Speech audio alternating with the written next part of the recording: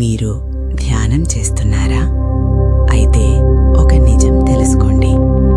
యోహాను సువార్త 6:63 ఆత్మయే జీవింపజేయుచున్నది, శరీరము కేవలము నిష్ప్రయోజనము.